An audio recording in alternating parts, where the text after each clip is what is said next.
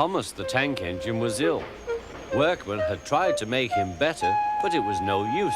Edward must take you to the works, said the Fat Controller. Thomas felt very miserable.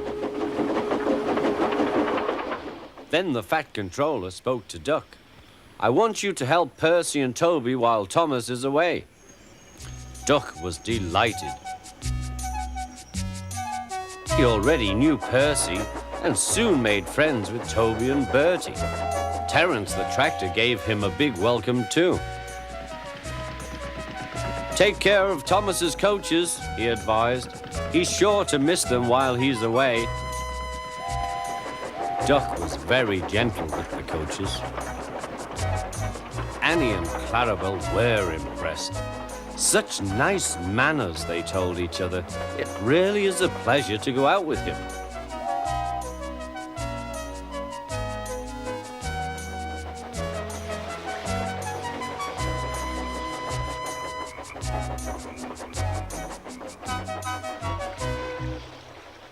When Thomas came back, Annie and Clarabel told him how well Duck had managed. Thomas was so pleased to be home that he soon forgot to be jealous.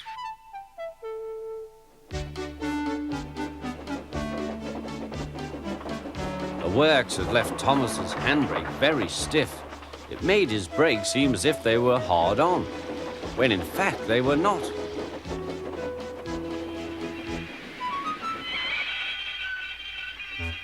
As a result, he and his coaches often overran the platform.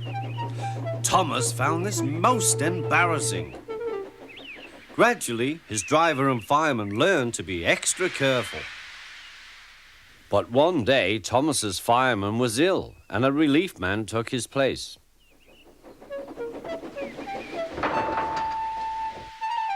The fireman had fastened the coupling and joined the driver and station master on the platform to wait for Henry's passengers. The fireman had forgotten all about Thomas's handbrake. Thomas simmered happily. Not long now, he thought, as he saw Henry slowly approaching.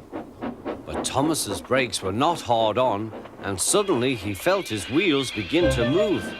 He tried to stop, but he couldn't without his driver and fireman.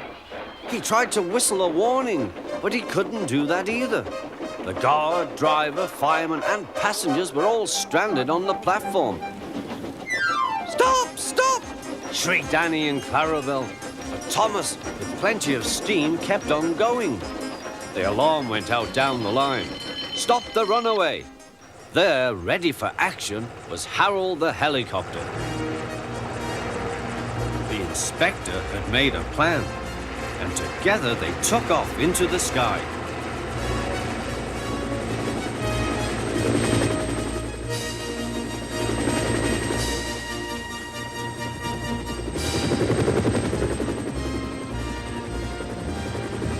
At last, Thomas was tiring. I need to stop, he panted wearily. As they neared the next station, Thomas saw Harold land.